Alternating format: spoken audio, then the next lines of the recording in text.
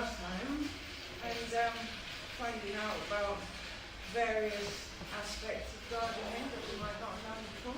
Yeah, it always feels, doesn't it, after Carnival, it just really feels like back to school weather, and this week has just turned, all of a sudden it's fully autumnal. That's so depressing. Now, with the change of the seasons, of course, there is always new stuff to do in the garden. So, just tell us a little bit about, you've got the gardening year, you've got the end of summer. What should people be doing when they've got a garden, a balcony, a terrace, or just a couple of pots on the windowsill? Okay, well it's all about preparing it for next spring as much as anything else, while still enjoying what you can. So, in the garden generally, things will be coming to the end of their flowering period. Until the frost, if you're enjoying the flowers that are going at the moment, keep feeding and watering your plants, and they'll keep going until the frost is there. If you're ready for a change, now's the time you can start taking your pots out and planting them with things like pansies and wallflowers for next spring, and spring bulbs, of course. Now's the time to start putting in your daffs and tulips and everything else. And no one's told my garden that it's over. Well, no, exactly. I'm always on the. Every year it's a bit of a cliff, a knife edge, because I'm enjoying what's flowering, and then all of a sudden it's the middle of November and I've blown it for planting things for next spring.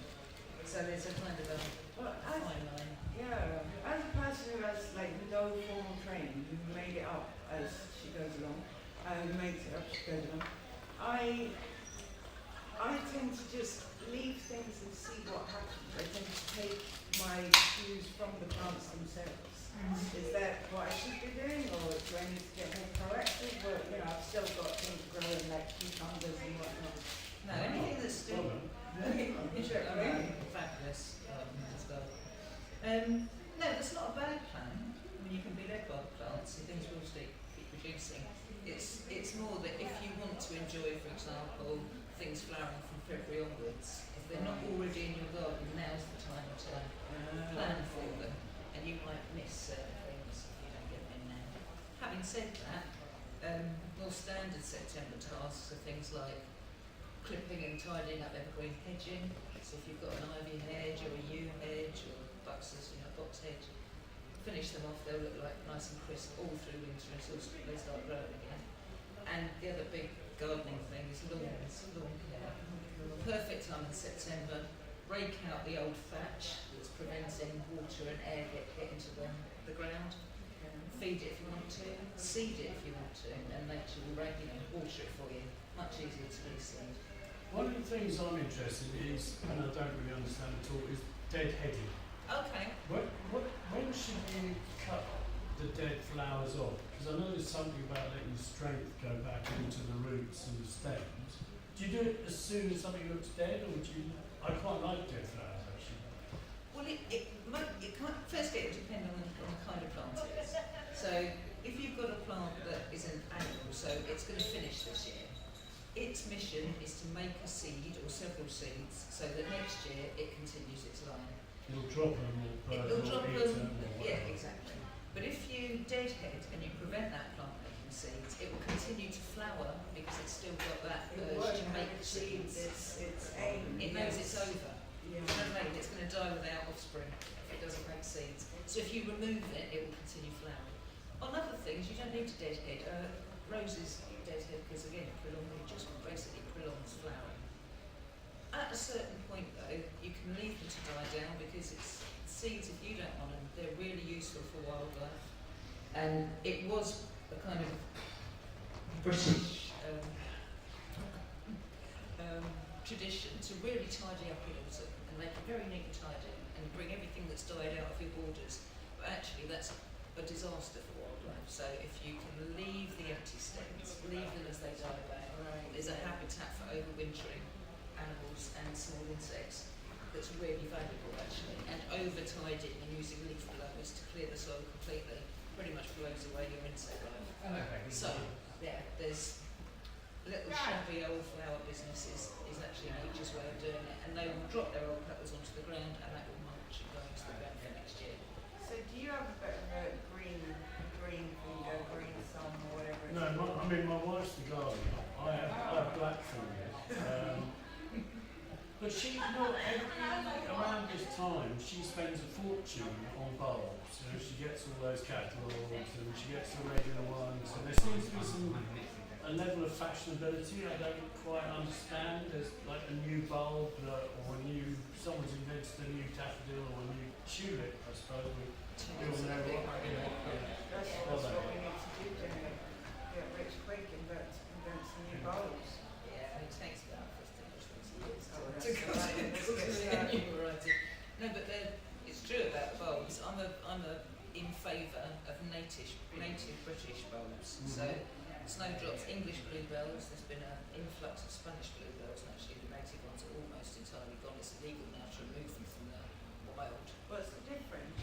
Okay, so bluebells, traditional English bluebells will have one stem and all their bells will be along the one side. Spanish bluebells have multiple stems and their flowers are all around the stem, a bit more like hyacinths. So if you see one And that's they breed as well, so the hybrids have a mixture of both. But the traditional English ones are one stem, like a fishing rod, with just the blue flowers. so if you see one of them, don't dig it out. Don't dig it out. No, buy it from someone that's rubbish. But yeah, so, and also tulips, there are species tulips they're called, which are native to the British Isles, and they will reflower year after year after year, and you can just leave them in your garden. The other side of tulips is ones that are expensive, are absolutely fantastic, that grow neat at all and have a really showy flower.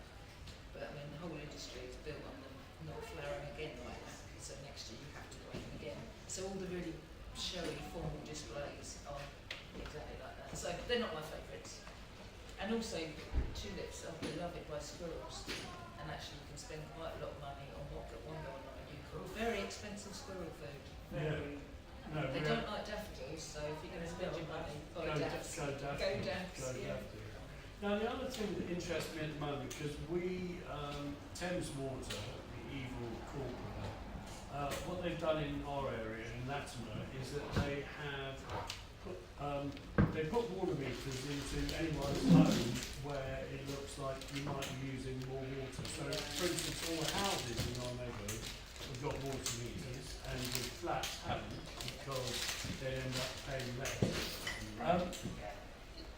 Our garden seems to drink water. Is there anything you can do at this time of year to make your garden retain the water a little bit more?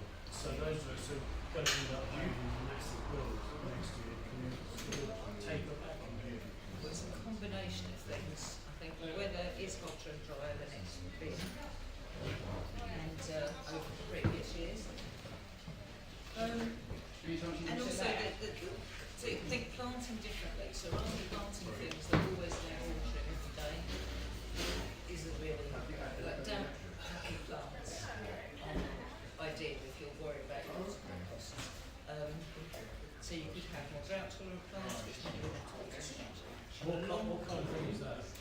More Mediterranean plants, so anything Oh, that's really? silvery, that's adapted to maintain its water. Anything succulent, so like cactus or fleshy leaf plants, they're adapted to hold their own water. And really, you can look at most plants. If it's saying it needs a lot of water, then that's your guide to. It's going to be cost you water if it's planted. Also, if you are designing a garden, for example, or it's easy enough for you to amend the one you've got, you can plant things where the rain can reach them. So don't plant things that are thirsty high up where you have to keep going to put the water there. So let the rain reach it, let the rain store around it. So on an incline, basically. Things like that. Yeah, exactly exactly. that. Yeah, right plant, right place. Yeah. And what about going down to Scrubs, equestrian centre and getting a load of well-rotted horse manure? Does that help? Yes, that's one of three things really. So plant appropriately for what's going to be increasingly hot summers. Improve the quality of your soil and it will retain more moisture. So adding mulch of any kind really, apart from stones, I would say, which are going to improve drainage, will keep the moisture in. It's more important to do that before summer gets going, but it doesn't hurt So laying anything on top of it, bring it down, improve the soil structure, help it retain. And the third one is collect rainwater and water in any way that you can, because we are still a rainy nation. So yeah, if you can harvest what comes down your gutters, then use that. Don't pay in Thames water to take it out of the tap. Right. And you don't necessarily need to spend a fortune to do that. It could be a case of, you know, finding some old pipes and skip and using them to direct the water when you need it. Like, it doesn't have to be a big, Fancy that. yeah, several hundred fancy. Indeed, yeah. Brilliant. Yeah. Janet, thank you so much. Very welcome. Do you have an Instagram or anything where you talk about gardening, or you just word of mouth? Word of mouth. I do have an Instagram, but I'm not very up to date with it, I have to say. But it's Janet K 50505. So If anyone out there is looking for a gardener, particularly a woman gardener who is an absolute gangster with some cheers, then Janet is the one. And not bad at singing Lovers Rock either. Oh, that's the other Janet Kay. Pretty confusing. Good name, good name. Love it, love it. Thank you. Keep up the good work. Keep those fingers green. we will. Thank you. Thank you, Janet. Great. So that's from gardening tips, and we will carry on talking about our gardens, and obviously we're all about nature. Thank you, Janet. Yay! Now, I was down at Meatopia, and that is a meat place rather than nice last weekend.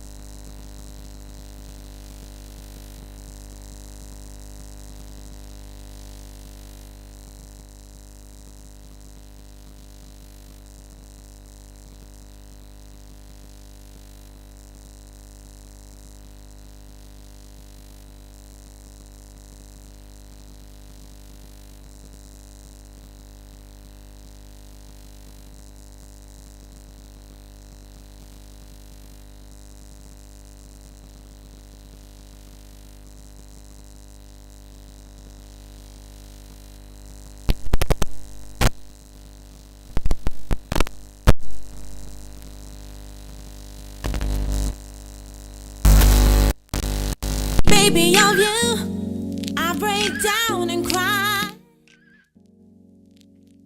Next time I'll be true, yeah. Fever for lost romance. Reminds me, baby, of you. I took a crazy chance. Next time I'll be true. Footsteps on the dance floor. Reminds me, baby, of you.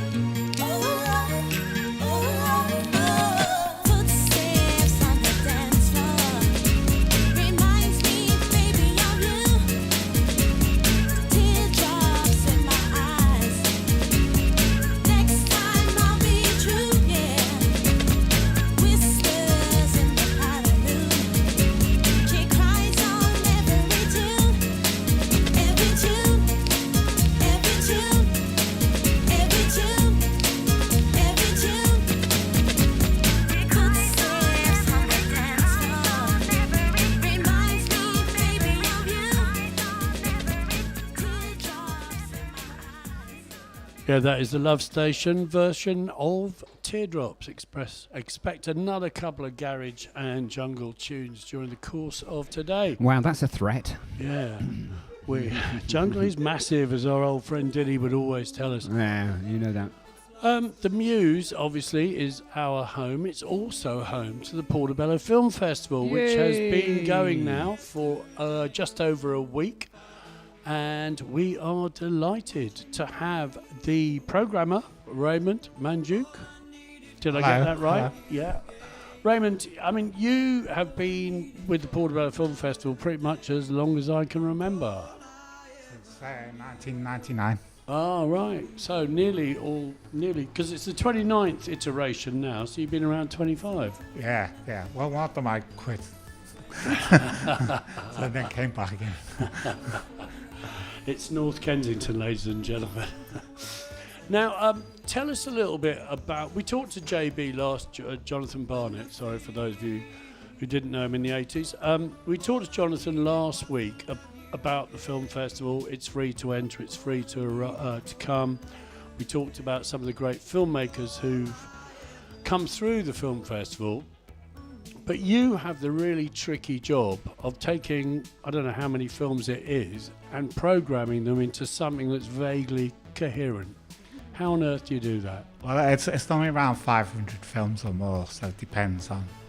well, I try to just share the best films as I possibly can. So the very best films I always make sure get into the programme. Yeah. But then the next level is the good films, and there's so many of them I can't really get them all in, and especially the foreign films, because we used to do West Bund Studios. I used to do like an 11-hour program of Spanish films. Yeah. An 11-hour program of German films, which obviously I can't do anymore.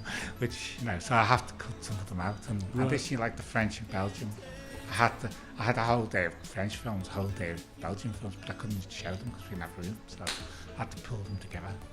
I mean, we're halfway through, and just to give you an idea, people have missed at least one, if not 2 days of local films. They've missed the animation. They've missed Polish films, or the Polish punk film. And you had a night of Italian, German, Austrian and Swiss films. But we don't want, and of course last night we had Sick Boys opening. We don't want to dwell on the things that people can't see. We want to dwell... Things, yeah, because we have a Spanish night coming up on Sunday. Sunday the 8th. Oh, Spanish films are great. Like The Dinner. Like with who? Pardon? Who? Give an example of who. Who, for example? The Dinner is a film about a young man trying to explain his sexual relationships with other men to his mum and dad, who don't understand how a man can have sex with another man. Very funny. Then there's the Romanian nights coming up too. They're probably some of the best films I've been sent this year. There's one called The Reprieve. It's a film about, basically in Iran, there's this law that if you commit a murder just before your execution, you have to go through the whole process again, so they can't execute you. So it has dire consequences for the person who comes near this convicted murderer who's about to be executed. I mean, that's Tuesday, isn't it? Tuesday the 10th of September. There's about 12 films. How come 12 Iranian films end up here at the Muse on Portobello Road? Well, a long time ago we did a fantastic 2000 and something, 2001, something like that. We got sent some fantastic Iranian films. They were very, very good. And since then, I've been a fan of Iranian films. So if you get sent anything there, I try to see them. They're always not as good as this, but this year they are exceptionally good. So if you had to choose one film on the list of ones you're showing, which one's your favourite? Well, that's very difficult because it depends on which genre you're talking about, because the Iranian films. We don't just do one type of film. We don't just do drama. We don't just do comedy. We don't just do... Lots of film festivals get their funding because they particularly promote documentaries, or so we don't do that. We try and show everything. I think I like the film about the sharks was good. I really enjoyed that. That was of the music documentaries. That was probably the best one I've seen. And but that the was Italian on. films are great. That was on Monday night. That was This Is Not a Rock Doc, which was made by Mr. Snips, who was in the Sharks. The Sharks were a band who should have been huge, but somehow never made it. The kingpin of which was Chris Spedding, the amazing guitarist. I can't remember the music. I could remember the cover. I saw the album cover, but I can't ever remember hearing the music. And so you've got these nights coming up, and just tonight we've got Comic Strip here. Tomorrow we've got Comic Strip here, and actually we're going to be talking to Peter Richardson, if we can find him. He was here a minute ago. You've got Spanish films, as we mentioned, on Sunday. Docos on Monday. Canadian films too, on Friday, because the Canadian films are also fantastic. So, they're very good. It's a toss-up between the Iranian and the Canadian films, which are the best films of the whole film festival. Wow. And then as well as the comic strip stuff, you've got Jordan Stone's fantastic Dick Gregory, Impact Dick Gregory. We've had Jordan on the show before. He's talked about it. You mentioned French and Belgian films. They're in here on Thursday. Any highlights there? Yeah, hang on now. Fake It Till You Make It. Oh yeah, that actually is one of the best. Yeah, good choice. And then of course Wednesday you've got the last of the local nights. I can already see loads of people who've been on this show. You've got Natasha Langridge's The Renegade Crew. You've got Our Soho, which is the film made by the two young lads at St Anne's Parish School in Soho. Do you get a lot of local films? Are people still making a lot of films around here? We do get sent lots of local films, but the trouble is sometimes they send it in so late. Right. It's hard because we do have a deadline that everyone seems to forget about. And so it's like, I programmed the film festival, then right at the last minute they say, oh, I've got this great film, would you like to show it? And then we look at it and often it is really good and we try to squeeze it in. Sometimes it's just impossible, especially if it's a large film, and sometimes it just can't rearrange it, it's too late. Once it goes to print, that's it really. If it's not on the list, it's not getting in. Except for the comic strip we did down the road at the Electric, because that came in after we went to print. That's why I started the programme. Right. Do you have any recommendations for young people? As a mother of a teenager, do you have anything on here that I could go and watch with my daughter? Soho is Soho, yeah. Going around Soho. There's the Renegade Crew too. That's the local theatre company. Okay. They That's did at the Natasha. Adventure Playground. So there are a few. That would be Wednesday. Okay, I'll come down with my They're daughter. on early, so that before anything gets Gets I started. don't put them all adult films on a bit later. Before people start misbehaving. But sometimes, like with the animation, sometimes we can't. The only animation we get sent is not PG kind of stuff. Or this year it is, but in the past I've had to say to people, actually. Yeah. Well, you had that on Sunday, so at least people had gone to church before they saw the dirty films. You just mentioned the Electric has come back onto the Portobello Film Festival roster, admittedly by... Well, what's been great this year is we've had the Gate Cinema and we've had the Electric Cinema, and in a perfect world, that's what we love to have every single year with the Muse and maybe some of the local venues. It was great when we used to do stuff in M31 and it was probably big mega screens. So if you could have that and the two cinemas and this place, we'd be laughing. Then we'd be laughing. Yeah, we'd probably be rich as well. So the big question is the award ceremony, which is next Sunday. That's this week, in 8 or 9 days' time, the 15th of September. That is at the Gate Cinema, the picture. It's here. Oh, it's here, sorry. At the Muse. The gate's closed down at the moment. It's been Re-maintained. refurbished, so it's not. We can't get the gate this year. So we were lucky to get the opening night because they were meant to refurbish a few days earlier, but they kept it open for a few more days. Because you had the fabulous Julian Temple on playing his Sex Pistol films. Yeah, the Sex Pistol film was fantastic. Yeah. I didn't like the one about the Clash much, but the Sex Pistols film was fantastic. Really good. You see them in Huddersfield, John Lydon and Johnny Rotten with cake all over his face, really enjoying himself singing punk rock songs, Sex Pistols songs to these young kids, and cutting out the swear words. You know, that was fantastic. Super him. How do you decide who wins? Because you win a golden trellick, don't you? There are kind of 8 or 9 categories, and then there's also an overall winner. We try to broaden it out, so we try, over the last few years, we tried to have it like best documentary and best local documentary, so that there's more people can get awards. And it depends on what we're giving away. Last year we gave some paintings away. This year I think it's just going to be a certificate, but it depends on who we can get. Sometimes we get sculptors who make us little statues. Yeah, Lucy Sparrow made some kind of fluffy ones one year, didn't she? Never liked these. Ray, thank you so much for all your work. Thanks for coming on the show. We urge you to come at least once. If you've never been, you should definitely come to the Portobello Film Festival. And just make sure everyone knows it's free to enter a film, and it's free to come and attend any of our events. And broadly speaking, the cut-off for entry is round about July, isn't it? It's June the 1st. So, because it takes us like 2 months almost to watch all the films after the deadline. Yeah. And I'm start watching them even before the deadline, so you know that's how much stuff comes in after or on the very day of the deadline. Get on with it, filmmakers. Thank you so much, Ray. Thanks for your work. And it's www.portobellofilmfestival.com. You can also follow the film festival on Facebook and on Instagram. Amazing. Thank you, Ray.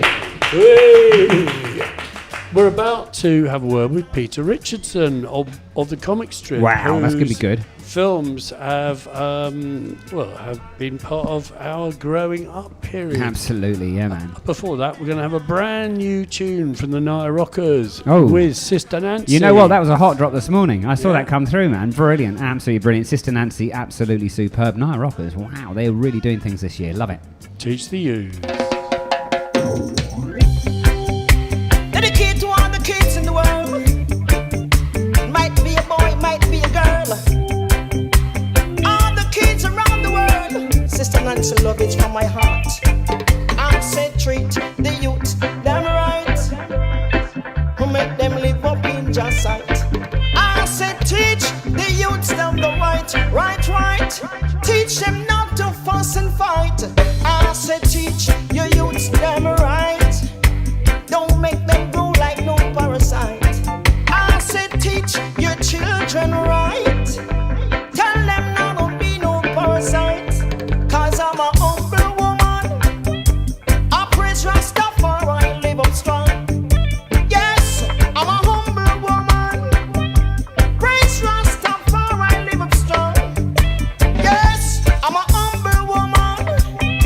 Don't yield to no temptation.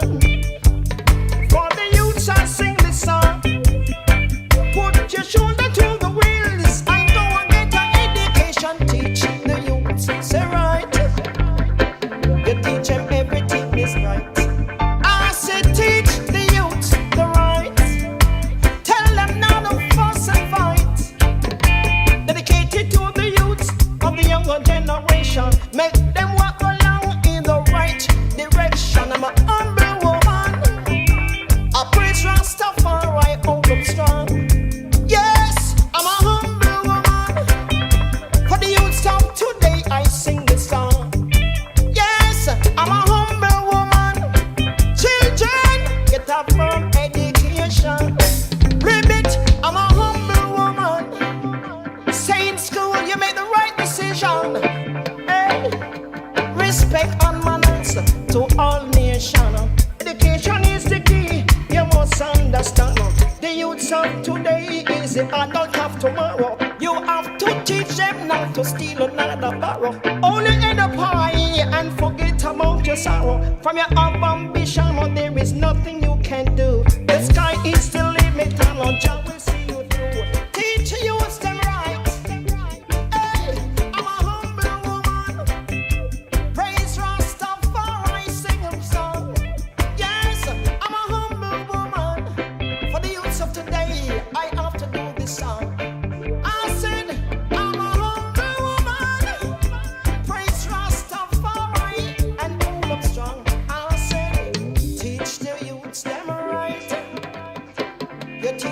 time to fuss and fight. I said teach the youth them right. Live upright in Judge's sight. I said teach the youth so right. Might could never be right. I said treat the youth them right.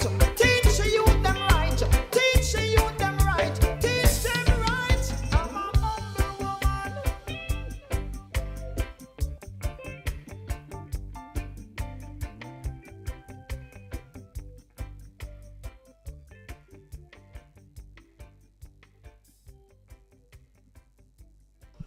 Yeah, that is Naya Rockers, who are now great friends of this show.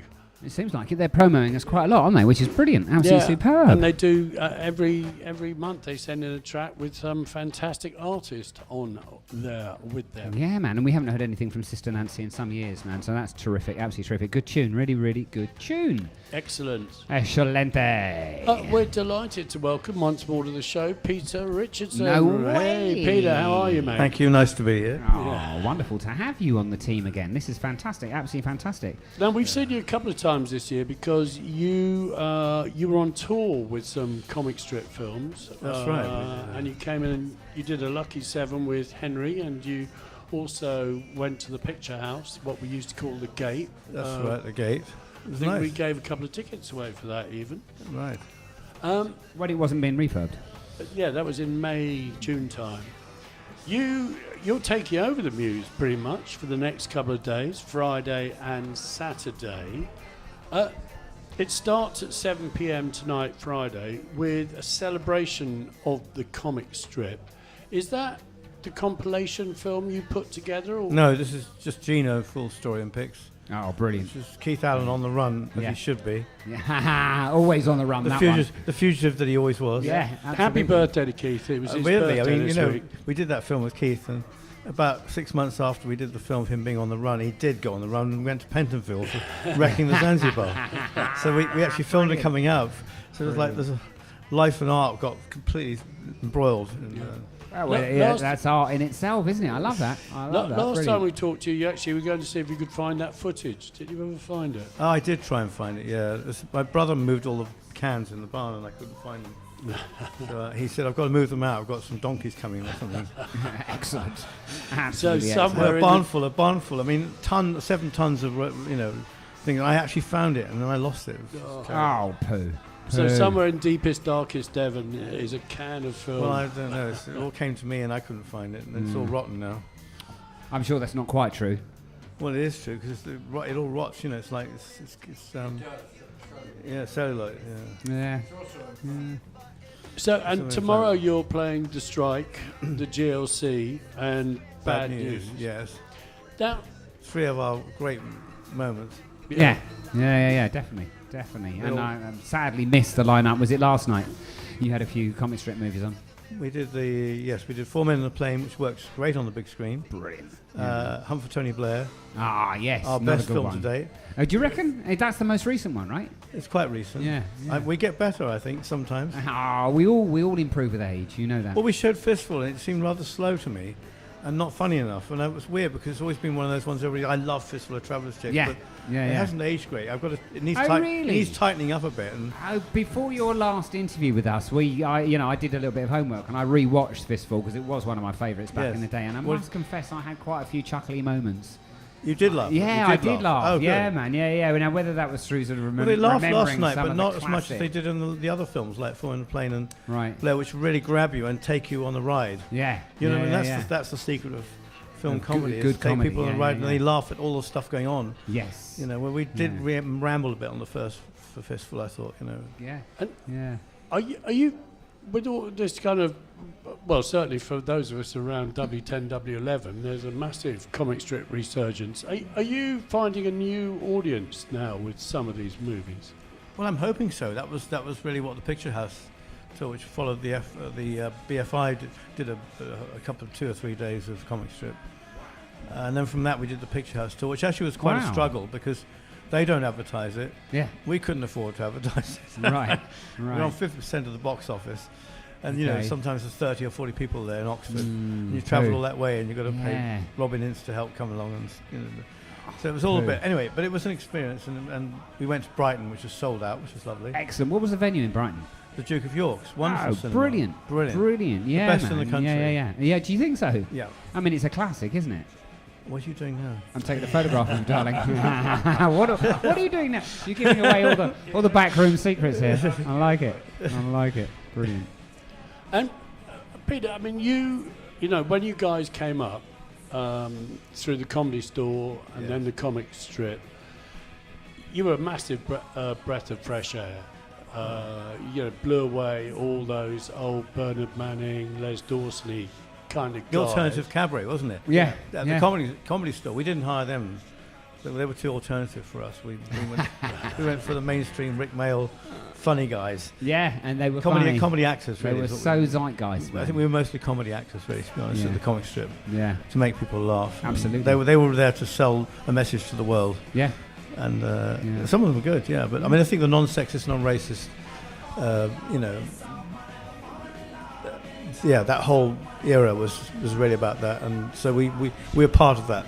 Yes. So we're very conscious of that when we made the films. That's brilliant though, because you know, you were kind of ahead of your game on that one. You know, you had some particularly raw racist kind of humour coming out at that time in the 80s. Yeah. It was. What was you he know, called? so Jim Davidson? Oh, there you go. I wasn't going to mention his. I wasn't going to give it oxygen, Yes. but yes, indeed, people like him. Dreadful, absolutely dreadful. So yours, as Piers says, was a breath of fresh air because you were avoiding all of that. Well, we And made some mistakes. It was We- more about toilet humour. When we did Five Go Mad and I was going to ask you whether you had anything we go to Five do Man with the Dorset, Five Go Mad one. we were Brilliant. taking the piss out of racism and sexism, and Yeah. you know you can't Yeah. do that now because it just looks wrong. Yeah, I guess you're Like right. this is not Yeah, funny. yeah, What are yeah. you talking about? This isn't funny. Yes, but it was then But it was that's- because it was we were in that climate. Yeah. You know? That was the question I was going to ask, actually, because although you were a breath of fresh air, blowing away the sexist, racist comedians who'd come before, who'd come out of the working men's clubs, you weren't afraid to be what would now be considered offensive. And I think you know, that was we just had the Edinburgh Comedy Fringe, you know, and that you get the feeling a lot of comics now are kind of pulling their punches because Oh yeah. you know there are things you can't say. You can't know, say. for instance, you can't take the piss out of a racist or a sexist person by putting yourselves No. in their shoes That's anymore. I think Ricky Gervais manages quite well. Well, this is the thing. Racism and sexism, taking the piss out of it looks a lot like the original thing. Yeah. It does, and it wasn't then because I remember people thinking you were pointing it up, and no one was doing that. You know, I mean, when I was saying like the Famous Five, like saying you're just a girl, you can't do anything like this. Everyone thought that was funny because we're being so outrageously awful, and that's what we were. We were just being awful, and when everybody knew that we were being, bad guys, that was, So, Is that? I mean, is that good? but we were pointing up sexism and that was the thing. See? What I was going to ask, is it good for comedy that people are kind of self-censoring themselves? You know, even though, you're trying to make a point, let's take sexism and racism as two of the most obvious ones, Yeah. that it's got to be presented in a completely different way.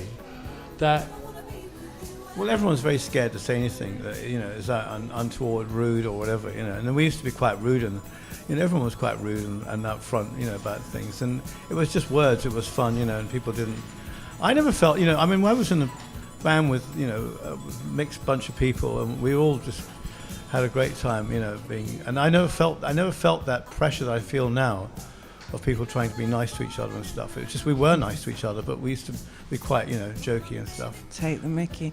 I mean, personally, I think that the role of comedy in our society is to enable us to look at uncomfortable things and kind of discuss it and look at different angles and actually engage with the subject matter without falling foul of you know, what you're allowed to say and what you're not allowed to say. So I think the moment you put a limit on comedy and say, well, you can't discuss this, you've kind of killed it dead a little bit. So is that something that you struggle with? No, I do. I think it's just awful. Yeah, I think it's terrible. Maybe it'll change one day. It'll change. It'll come back. You know, we'll be able to. Well, I mean, everything goes round and round. You know, I mean, I don't think. I remember people being rude, and they were funny, and they were just really, you know, you didn't take offence. You just like, you know. Like somebody like Ricky Gervais. Like I don't like him. I don't think he's particularly funny, but I think that he serves a really important function in our society. What do you think of Mickey Flanagan then? Oh, he's bloody hilarious. Isn't he? But he's the best, isn't he? Absolutely and hilarious. Him and Tommy Tiernan are my two favourites. Do you know Tommy Tiernan, the Irish comedian? I don't think I know him. He's top man, and so is Mickey Flanagan. He's the Irish equivalent of Mickey Flanagan is Tommy Tiernan. You know. From Kevin Toby to Alan Bass. This is Stephen Howie. Well, Rick was always playing bad guys. He was always playing the bad guys, you know. But you did the Radio 4 series on his life, did you not? I was on that, yeah. Yeah. I appeared on that, yeah. And it's, over 10 years ago now that he died? No, the radio? No. Oh, he died, yeah. Yeah. 10 years ago, Doesn't seem it, does it? No, I know. My old neighbour, of course. So, Peter, before you go, we've got to ask you, what are you hoping that people take away from the comic strip now? The same things they used to take away? Are there new things? I don't know what they took away, find? but when I watch them working well, it's their stories that have. There's a good story. I mean, when we do, for instance, Hunt for Tony Blair, or we do Red Top, which is about the phone hacking, we put them in different eras, so they hopefully become timeless stories. You know, so we take them out of the present, like the phone hack, and we took it out of the present and put it in the 70s Watergate era. Right. A, because Rebecca Brooks had this huge hair that reminded me of Boogie Nights. Secondly, because of the Watergate tapes and stuff. We thought, let's move it into another era, and it makes it timeless, because what you're doing is you're taking a story, not making it local, you're making it kind of part of a historical thing. We did the same with Blair, and I think those, weirdly, they'll work forever, those stories. I'm sure of that. Yeah, because they are set in a theatrical era, you know. It's a bit like Shakespeare. But I think you're still getting the point of the stories across. You know, like the War in Iraq, you know, is really dealt really heavily with that in the Blair film, and the phone hacking. We really tackle that. But it's done in a fictional, theatrical way. You know, yeah. So, and that's, I suppose, is slipping the politics in there when people aren't noticing, or trying to get, while people are laughing, you're also trying to, illustrate a sort of period of history. I'm just waffling on already. Yeah. You've all gone very quiet. Well, you're in the right spot for it. Nothing should really be out of bounds, should it? Peter, thank you so much for coming to see us again. Will you be here tonight and I tomorrow am night? doing a Q&A, I think. So Brilliant. Yeah, Brilliant. So that's at the Muse 269 on Friday night, Friday the 6th of September. Come down and check out Peter, and we're going to be showing some brilliant movies of yours from back in the day. Gino. Detectives on the Edge with Jim Broadbent. Brilliant. And Red Nose of Courage with Adrian and Lexi. Love it. Which is the John Major running away from the circus to become an MP. Alexis Sale is that. We haven't had any conversation at all about Alexis Sale yet, and I loved him. Absolutely loved him to bits. He's amazing. And I think he's moderately local as well, isn't he? Alexis Sale. No, is he not? He's from the Caribbean. Brilliant. Absolutely brilliant. He lives in the Caribbean. I love it. He lives just in Bloomsbury. All right. Not that local. Not that local. Good luck with your theatre. Thank you. I hope to see you. Yeah, you certainly will. Thank you so much, Peter. Peter, before you go, how do people keep up with what's going on at the comic strip? Is there a do you have a Instagram or a... No, well, we need to get a comic strip present. We need to get a comic strip presents channel, really, don't we? Our own TV channel. Sounds mad. Absolutely. In these days of digital mediums, it's really easy. It's really easy to set up your own YouTube channel and that. So yeah, man, do it. I'm sure it'd be the most popular. We need to do something to get people in, because when I was doing the Picture House tour, it was very hard. No one knew we were there. And I kept meeting people. We're in Oxford. We'd love to come, but they didn't come. Well, luckily Henry Scott Irvin's arrived, and he's about to start putting posters up all over Notting Hill. So if you see a strange-looking man staple gunning something to your tree, just say, What's your lucky 7? Yes, I like it. Hey, Donald, where's Peter your treasures? Richardson, thank you so much. Thank you. Brilliant. Glad to be of use. Always. Just for a while. We'll see you again at 7 p.m. Brilliant, absolutely brilliant. Mr. Peter Richardson. Hey. Meanwhile, let's have some peace, love and unity. Yeah, man.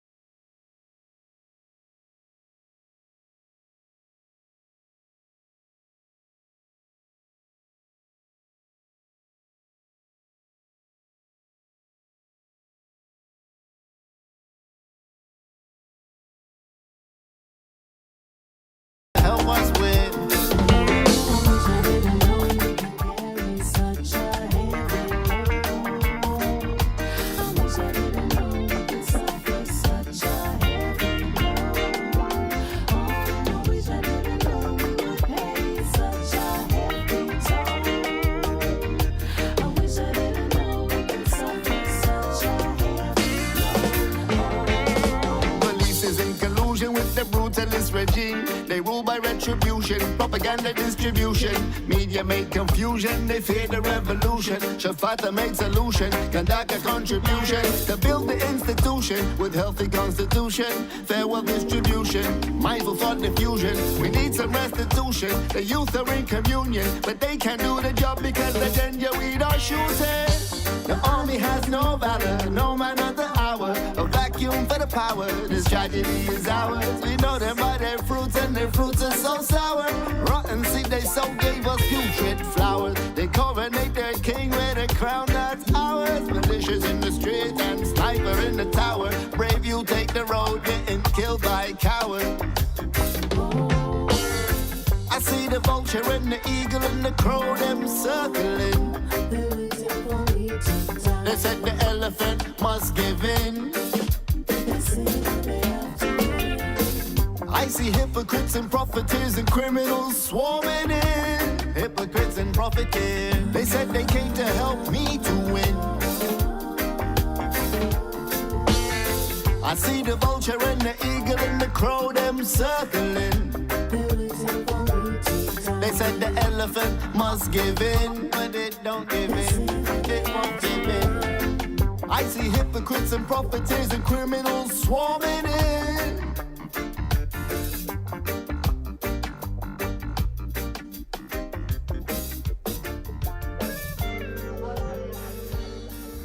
Yeah, that is fabulous, proper reggae. Really good. Isn't I was it? Yeah, man. I was just saying to you actually in the break that's I can hear that you are clearly well schooled and well versed in reggae music. Yeah. So what made you decide now to start doing reggae? Because that was fantastic. I think reggae music has always been about, at least what I listen to, liberation and upliftment of oppressed people. So for me, when Sudan is in this position, the local Sudanese artists sing reggae in Arabic. Right. A lot of people I know from Sudan actually learned English from listening to Bob Marley. So it made sense for me to, if I was going to do a song for upliftment of Sudan, to do it on a reggae beat in a reggae style. And then it means a lot to me that that beat was, or that rhythm was produced in Tough Gong Studios. Yeah. So for me, that's a big deal. Well, there you go. Yeah, wow, yeah. Of course. So that was made in Jamaica at Tough Gong. Yeah, I recorded my vocal here and sent it across. Officially, proper reggae. Oh, officially, yes. Well, I'm happy, is that the qualifier? To say so. Well, I hope to hear more reggae music from you actually, because that was great. Thank you. Yeah, That really was enjoyed great. that. I'm quite interested. The vulture, the eagle, and the crow. They're all the baddies in that song, aren't they? They're all the baddies in the song, and I can't tell you who represents who because I always change my mind. But the eagle, for example, the emblem of the eagle is on the Sudan military forces or the Sudan armed forces. So they could be the eagle. The paramilitary militia, formerly known as Janjaweed, they could be the vultures or the crows. And then there's a lot of third parties, European countries, the States, Middle Eastern countries that are also involved and not always in a positive way. No, I mean, so they could be the crows as well. That's people looking for the minerals, people selling arms, people just general gangsters. Yeah. So, and they're kind of, wherever you find a corpse, they're going to be there picking the bones pecking away next to the vultures. The elephant, who's the elephant? The elephant is the national symbol of Sudan. So in this case, the elephant is it's a threat from these three kind of factions. So that's the people. Basically, the elephant represents the people and the country, yes. Yeah. Yes, indeed. Wow. I mean, it's one of the many terrible situations going on in Africa, fueled by post-colonialism, current colonialism, greedy people, people who have who don't care for anyone else. Sadly, that's the truth of the matter. I mean, I can't add to that because ultimately you can't mitigate for the amount of greed that people have in their heart, and we're suffering that in Sudan. I think we have more displaced people now than anywhere on the planet. There's more than 10 million people that have fled from their homes. More than 3 million people have been forced to flee outside of Sudan. I've got more than 100 relatives who have left Sudan, have left their homes, their livelihoods, the whole thing. And they're in like Uganda or Tanzania or... They're in everywhere. They're in Egypt, some are in the Middle East, some are here, some are in other parts of Europe, some are in the States, some are in Canada. But I can say that I'm lucky because none of them have lost their lives. Yeah. There's others that can't say that. And It's It's a genocide of the society when they break up these communities. It's as if you do lose your life because you lose the community. Sure. I mean, I'm not a political analyst. I'm just a dude that writes songs. But those that in Sudan, many those that are analysts and know more info than I do, some of them say kind of what you're saying or allude to the fact that there is an effort to change the demographic and to kind of replace the old population with a new crop of people. yeah, I mean, that is a story as old as time. Yeah, but so they have nothing to fight for because they've separated them into different countries, so they have no single person to bring them back. Sure, and actually the capital has been completely destroyed, so there is almost nothing to fight for. Khartoum has been destroyed. Yeah, there's Khartoum is basically, the last reports I heard, people driving through, they can't drive through with the windows down. Wow. Because of the stench of death. Wow. You know, it used to be like the third or fourth biggest capital in Africa. Yeah. You know, a great it's not city. a small place. One of the great cities of the world, going back thousands of years. Is It's, your record going to be played in Sudan? Are there stations in? No, the people I know that had radio stations are not in Sudan anymore. There's nothing is running in Sudan. They're on the brink of famine. So This is the point I was going to make. It is one of the most dreadful atrocities that is happening right here, right now, and no one but you are talking about it.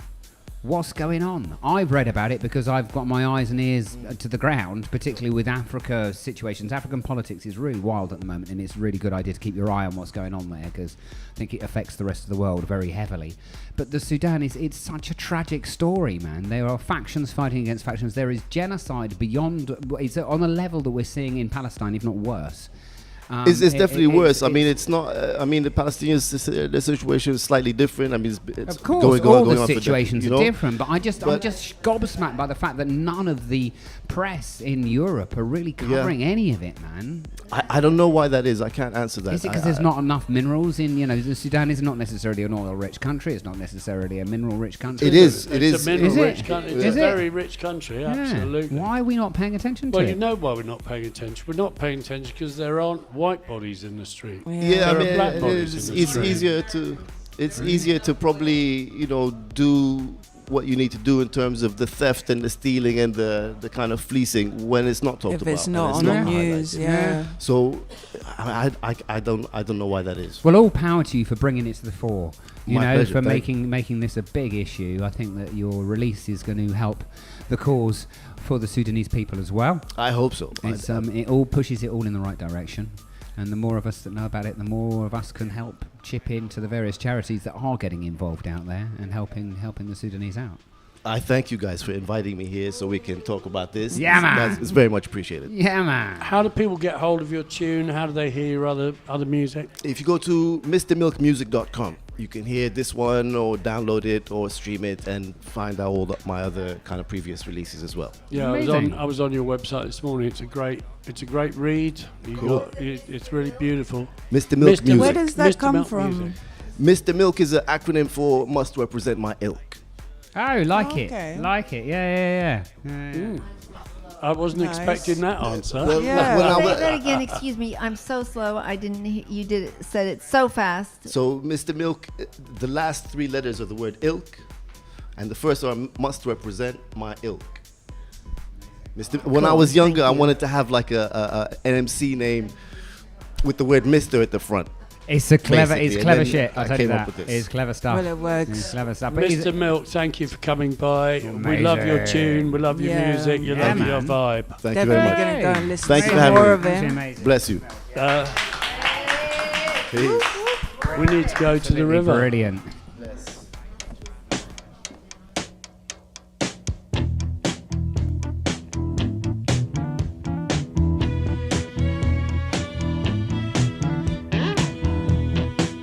Like the dedicate this song to little Junior Parker,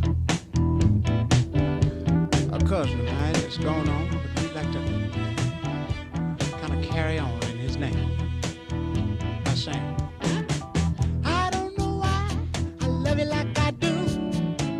After all the changes that you put me through, used all my money and my cigarettes, and I haven't seen how to have you yet. I wanna know, won't you tell me I love to stay? Take me to the river, wash me down. Won't you cleanse my soul? Put my feet on the ground. I don't know why she treated me so bad. After all the things that we could have had, love is a notion that I can't forget. My sweet 16, I will never regret. I wanna know, won't you tell me I love to stay?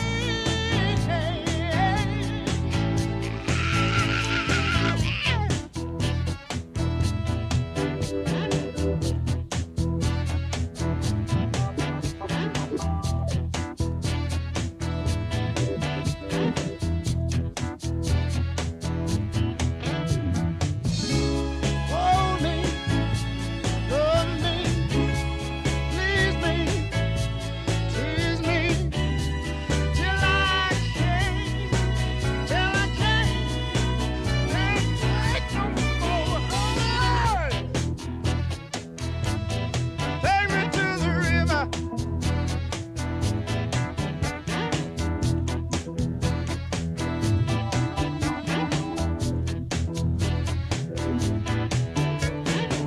I don't know why I love you like I do.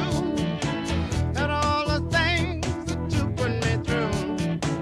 The 16 candles are burning on my wall. Tell me the biggest, the fool of them all. I wanna know, can't you tell me I love to stay?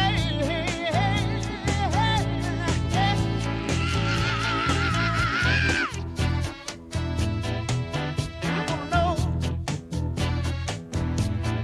take me to the river. I wanna know, won't you dip me in the water? I wanna know, won't you walk me in the water? Walk me in the water. Walk me in the water. Won't you walk me in the water?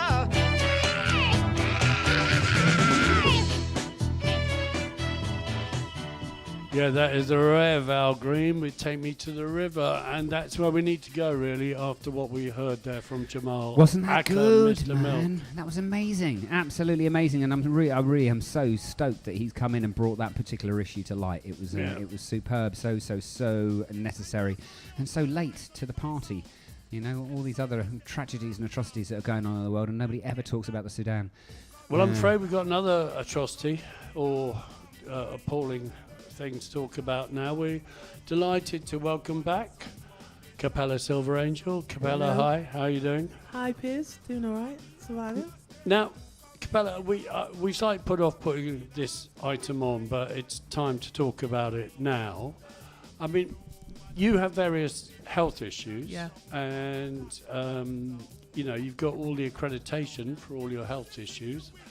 We won't go into a lot of the details of what they are, but you've got a huge beef at the moment Yeah. because life is not being made easier for you. No. Particularly in issues. I think we mentioned transport recently. Yeah, yeah. Tell us the tale. Well, I use a Zimmer frame as part of, my mobility, so that I can get around on the bus and stuff.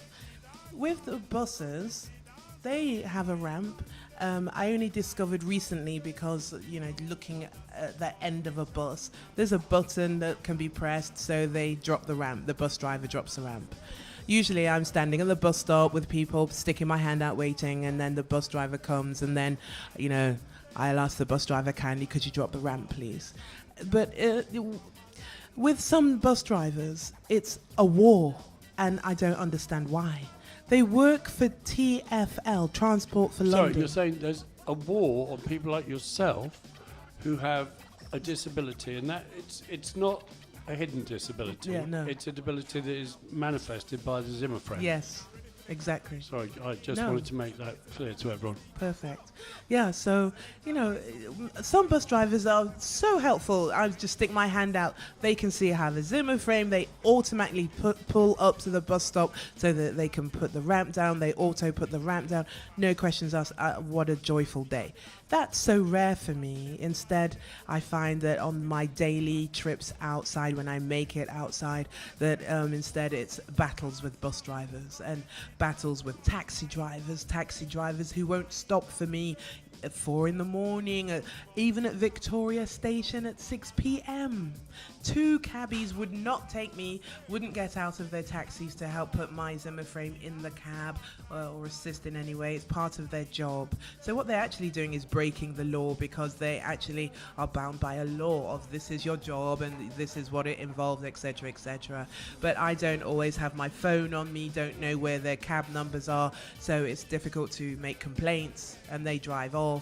So how does this impact you on a kind of daily/weekly basis? It's like it happens practically every time I catch a bus. There's an issue. It's a driver really arguing with me. It's not a wheelchair. I'm like, okay, if you want to be technical, it's a chair with wheels on. Wheelchair. But right. So wait a minute, just to clarify. Yeah. If you were in a wheelchair, they would be 100% legally obliged to let the ramp down, or the whatever it is, the Yes. little lifty thing down. Yes. However, there's a picture on the outside of a bus, of the buses.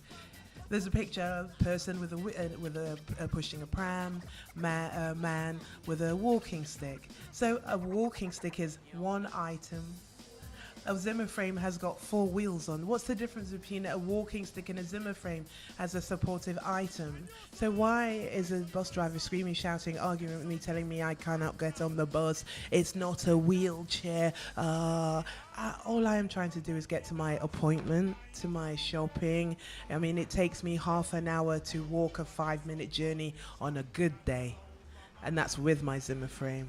And that's just to get to the bus stop. So to have to be confronted by someone being verbally aggressive, verbally abusive, screaming, shouting, almost psychotic sometimes, it's not fun. I go home, end up crying my eyes out and things like that. And I just have a Zimmer frame. So, and it's difficult.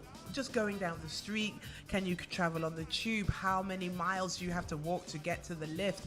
There's so many things that need setting up. It's 2024. We should be more disability able, assisting to people by now. But I can see. I can see why it must piss you off. Yeah. So much. I can see why, in many ways, your anger is quite often directed at the individual bus driver or the individual cab driver. But at the end of the day, even if you're successful in getting them reprimanded, it hasn't really changed anything. Who is it who is normally in charge of making things better in this situation? Because it seems a slam dunk. Transport for London. Right. Like, I've phoned the police at times because it's been like harassment for me. But unless the person physically assaults me, Transport for London, they're the ones. They're for the taxis and the buses. So it means making a report to them, saying what happened on this day, that day. Luckily, I have some video footage of some of the incidences and things like that. It's exhausting though. Oh, who wants to spend their whole life and their free time complaining all the time about, oh my God, I got on a bus.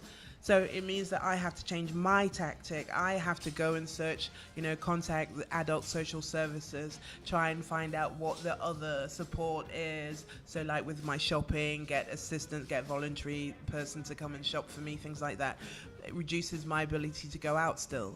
What do I do? But still, that's not right. I mean, Yeah. you should have the right to go about your business independently. Yeah. And if it's as simple as bus drivers and cab drivers adhering to the rules. Yes. Yeah, I can't understand why that hasn't been sorted out already. Me neither. Capella.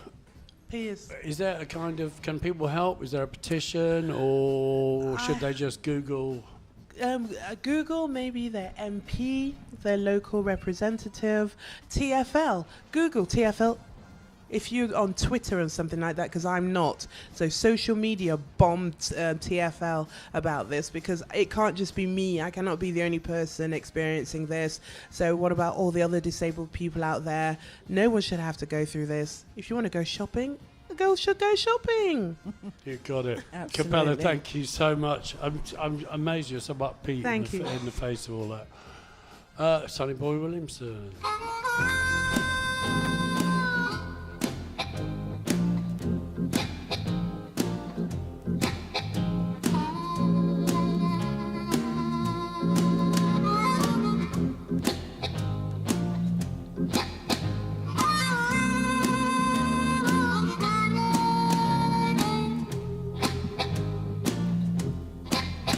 To help me,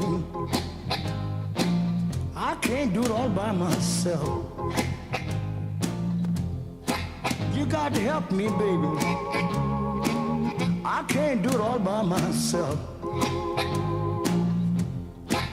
If you don't help me, darling, I'll have to find myself somebody else. I may have to wash it, may have to sew, I may have to cook, I might mop the floor, but you help me, baby.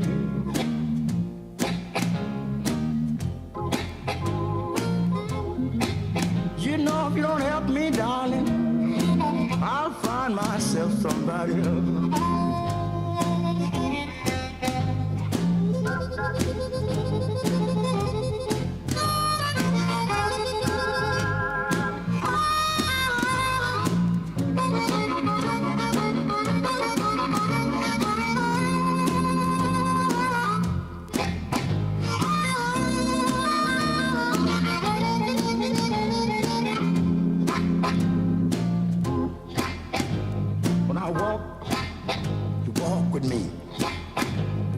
Talk, you talk to me. Oh, baby, I can't do it all by myself. If you don't help me, darling, I'll have to find myself somebody else. Help me, darling.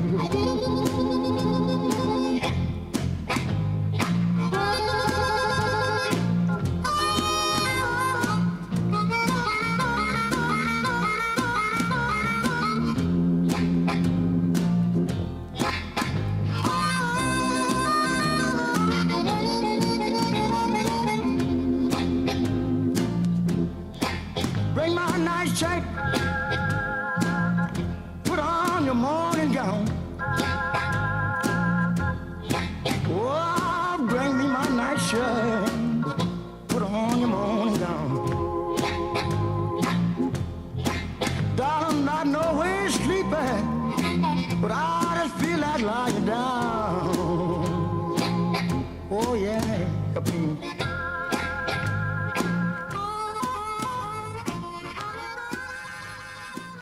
Yeah, it's a bit tried. That is Help Me by Sonny Boy Williamson.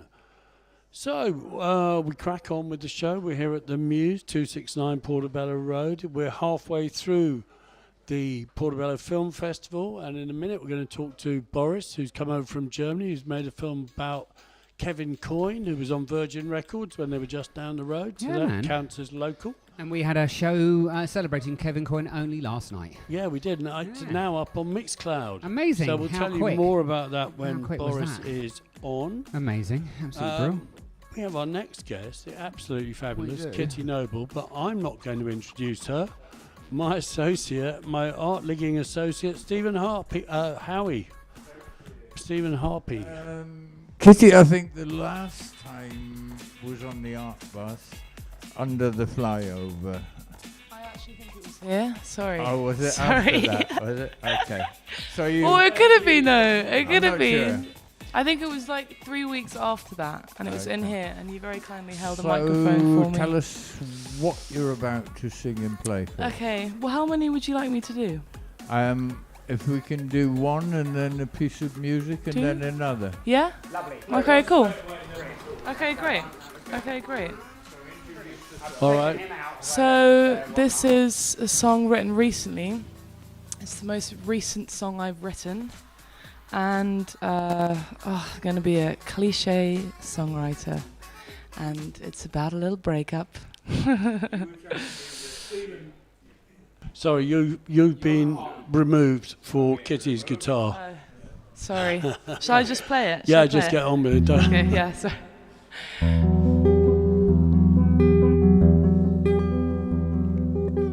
Can you hear that all right? Thanks.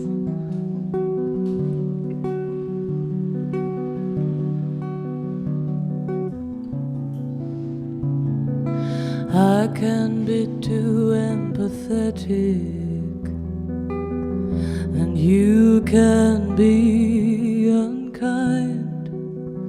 I thought we weren't so different, but greedy desire can disguise all of the warnings, all the hurt you've suppressed, drinking early each morning, and your desire for toxic sex, we called it love. I called it infatuation, or was I just running from my fear of isolation?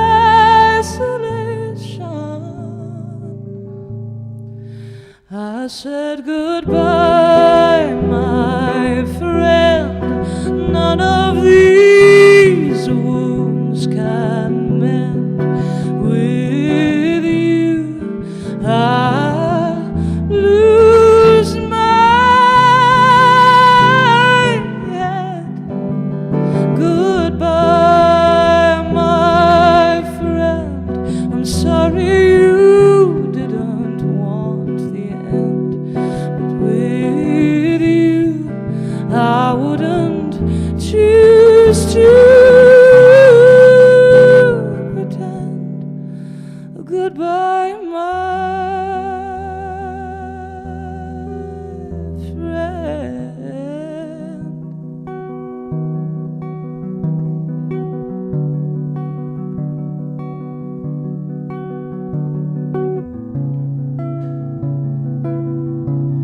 We've all got a history, and we all know pain. We've all got insecurity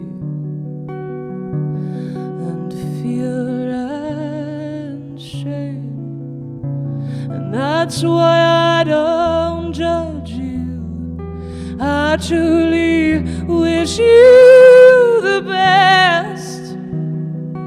I just couldn't carry the weight of your shoulders on my chest. We called it love. My God, the desperation. We were just getting off on the intoxication. I said goodbye, my friend.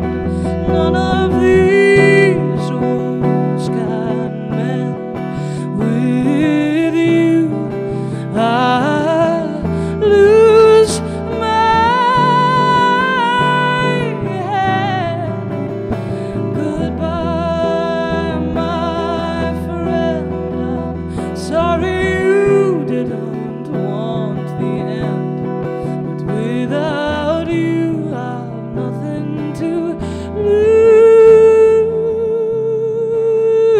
lose.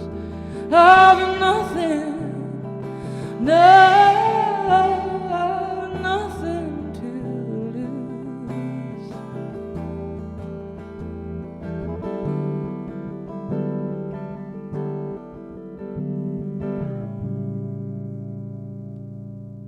Thank you. Wow, that was fantastic. That's quite a voice. Kitty, quite a voice. When you write a song like that, is that a particular breakup? We won't ask for any Yeah. details. Or is it like all the breakups No, it's mashed a up? particular one. I find it really hard to. If I have too many things going on in my head, I need like a very specific situation. Otherwise, I can't pick. Everything gets a bit confusing. Yeah. Right. Are Yeah. all your songs about stories? Yeah. Hold on, Stephen's going to want to talk. Can you pass the yellow mic up to me? By the way, Kitty, we're going to ask you to do 3 songs because after your next one, we're going to talk to Boris, who is going to talk about Kevin Coyne and the film, and then you'll play us out if that is cool Yeah, of with course. you. So there'll be some mic shenanigans. But Stephen, you better use this one to ask the very important question. Sorry, We're working. I So, underestimated Kitty, Greg's abilities. Earlier outside, you were saying that you're tired of writing depressing, sad Yeah, songs. I did say that. So I how was can we thinking what cheer I was you gonna up say. for the next song? Oh, do you know what? I am a really happy person. I just find it hard to write about. I don't know. There's just like more complexity in dark things. I think I feel them much more deeply. Tragicomedy. Yeah, yeah. Do you write in a minor key? No. Oh, I don't really know what I do. It just happens. I don't know. I'll just get in a little zone and time will go very, very quickly and then something will appear. Steve, we haven't got time for that question. This question won't arise. Taylor Swift, of course, has not done badly out of using bitter personal experience to great effect. But do you have your next song for us? And Now? then we'll, You want it now? Okay. You're going to play one song now, then we're going to talk to I Boris. can do that. I've just got to think about what I've got to play. Oh, All it's right, very good. okay. I like that. I like that a lot. Stephen, maybe you Okay. can ask your question. Okay, so I need a capo, which is in my thing. this Sorry, bad Fender organisation. I'll tell you what. almost Telecaster with a humbucker Yeah. is very good guitar, yeah? Why Thank don't you. we do this, Thank you. Stephen? Why don't you hand that mic over to Boris? Sorry, Amber, it's all got a bit random now, and I'm going to pass you. We're here at the Muse. It's the Portobello Film Festival, halfway through day, and we were brought to Peter Richardson today by Henry Scott Irvin, who did the show about Kevin Coyne, which was out last night at 6 p.m. You're going to talk to us, to Boris, about the film. Yes, indeed. Boris has come all the way from Germany to be here in Portobello Road today. Why do I like Kevin Coyne? Because when I was a young punk, I couldn't get in to see The Clash, and somebody said, go and see this musical that's written by a guy called Kevin Coyne, and there was an unknown actor in it, and he was called Bob Hoskins, and he was brilliant. And then at the intermission, we all went to the pub because they didn't have a bar, and there I met Kevin Coyne, and I fell in love with his music. I met his band, and his guitarist was Andy Summers, who later joined the Police, and his keyboard player was a guy called Zoot Money, who'd been very big in the 1960s. But enough of me. Boris has made this film that just kind of caught my imagination. Kevin went to live in Germany in the 90s, and tell us about the film you made. Yeah, so first of all, we have something in common because I also was a punk and somewhere in Bavaria, and I was, how to say, Kevin Coyne wrote all the songs of my teenage years. You see, he wrote the soundtrack of my puberty or of my, school times. So, and I was so much impressed by him as a pupil already that later when I became a film student in Munich, I had the need to do the film. Though that was, how to say, yeah. And how was he? Because in the 1980s, I think he had issues, like a lot of people in music, with varying, drink and indulgence. And then he kind of went to Germany, I think in 1992. Is that about right? Would that be? Well, I do not really know when he went to Germany, but he lived in Nuremberg in Franconia, which is a part of Bavaria in the south. And yeah, maybe in the beginning, when he started living in Germany in the exile on the Hauptstraße, he still was an alcoholic, I think. But when I met him, he quit already. So. And a lot of people have drawn an analogy to the COVID lock-in of people being stuck and imprisoned. And was that how you found him? Was he a solitary man at that point? No, I'm not quite sure. No, I don't think that he was a solitary man. But when we first talked about this maybe to happen project, he told me that one room is enough for a single man. And maybe that's the reason why we filmed it in this very single room throughout one night. The cameras were permanently rolling, yes. So it's kind of like a fly on the wall to a degree. Or is that not fair? No, it was more like an abstract room, kind of a stage, but also the room had the possibility to be real. Oh. Can I say that? Oh, yeah, that sounds interesting. Yeah. So listen, what I have to say to everyone is that this is screening here tonight at 9:30 at the Portobello Film Festival at the Muse Gallery, in case you've just tuned in.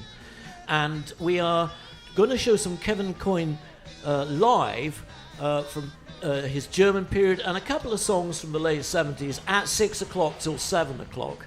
And then after that, we have these 3 comic strip films made by Peter Richardson, who you heard on the show earlier on. So it's a long evening with a lot of good stuff here at the Portobello Film Festival at the Muse Gallery, 269 Portobello Road, in case you didn't know and aren't a local. How does it feel having this film being shown here? This, correct me if I'm wrong, is the premiere of this film in Britain. Is that correct? No.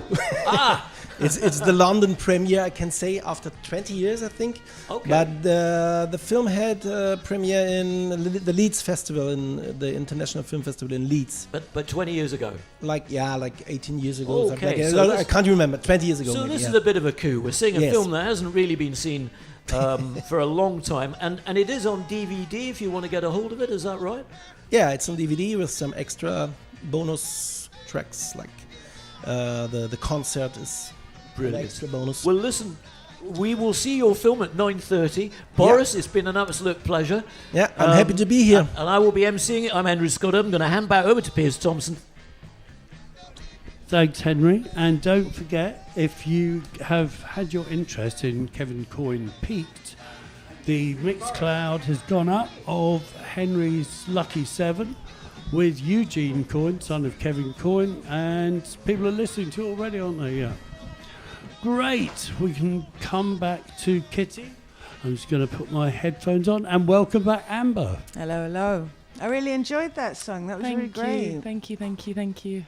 I'm trying to, it really reminds me of somebody, a classic singer from the 70s, and I'm struggling to.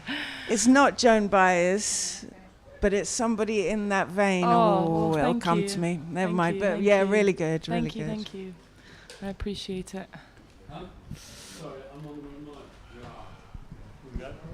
Right, sorry, that was a tiny bit chaotic as we did a little musical chairs with the microphones and the jack leads. Anyway, Kitty. Hello. What would you like to play next? Okay, this is a song called Better Man. Better Man, yeah. And It is coming out at some point. I don't know when. That's not very good information, is it? Are you getting my guitar? Yeah, cool.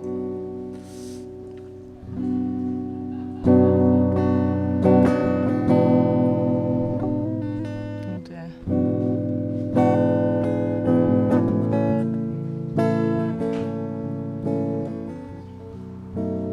Do you mind if I have a bit more of it? Sorry. Thank you. That's great.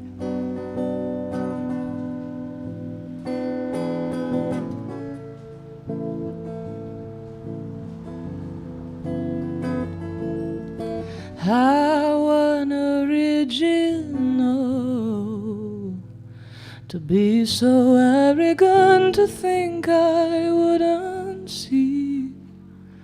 Holding hands under the table and kissing her goodnight before you asked her come back with me.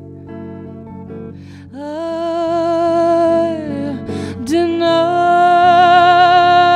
your shameless request to stay the night. I deny myself the right to cry, 'cause I'm a better man than you.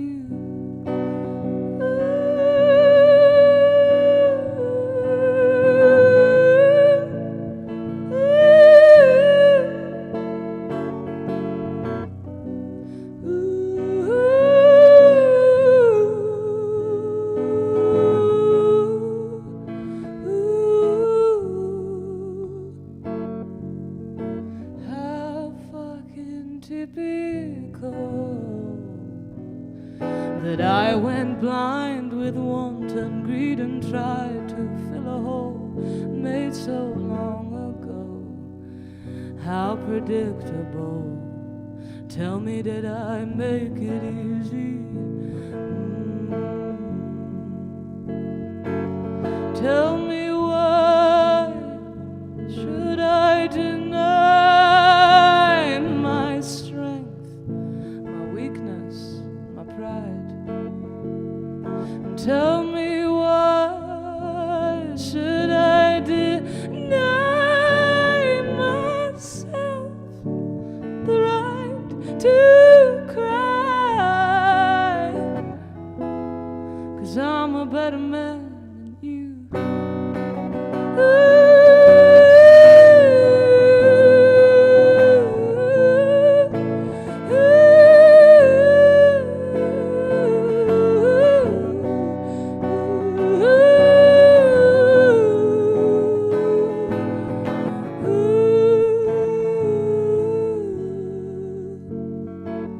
Tell me, why should I deny?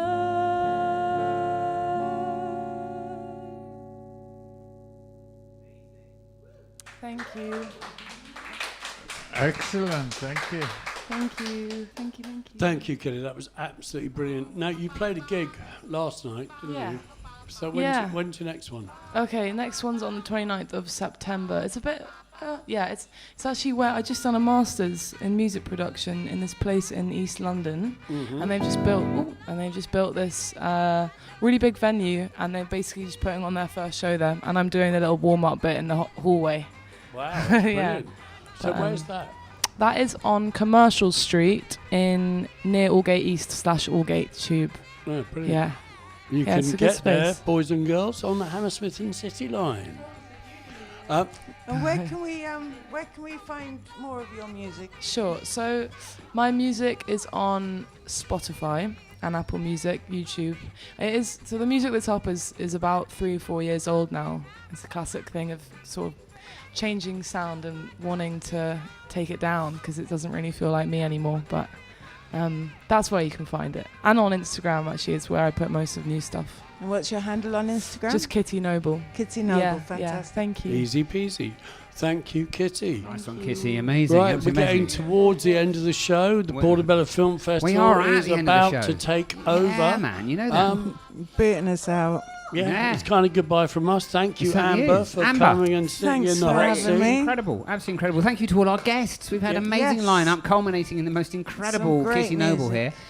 And, well, I mean, what more can we say? But have yourself a rocking good weekend. Keep it locked to Portobello Radio all weekend long. And whenever you look on the website for what's on over the weekend, whenever you're listening to this show, the Portobello Film Festival is on tonight, so get on down to the Muse. Yeah, man. Muse Gallery, you know that one. Keep And it it's locked. free. It's free. It's free. Absolutely. It's free. Did I Absolutely. Brilliant. F-R-E-E. Just think about it. Thanks for listening. Nice one, guys and girls. Take care. Have a wicked good weekend.